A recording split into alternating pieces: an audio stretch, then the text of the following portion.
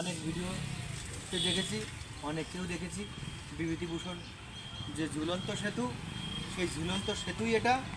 আমি দেখানোর চেষ্টা করছি। এই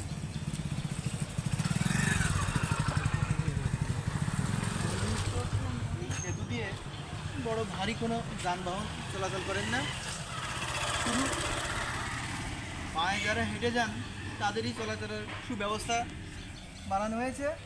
এটা ইছামতি নদী, নদীর উপর দিয়েই বয়ে চলেছে এই সেতুটা। এই সেতুটা দেখতেও খুব সুন্দর।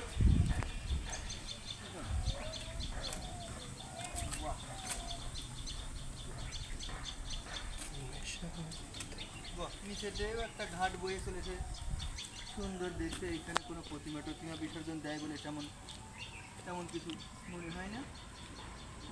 জেলেরা মাছ ধরছে, সুন্দর। এটা ইছামতি নদী বয়ে চলেছে, আর এই নদীর উপরেই বিভূতিভূষণ চট্টোপাধ্যায় বন্দ্যোপাধ্যায়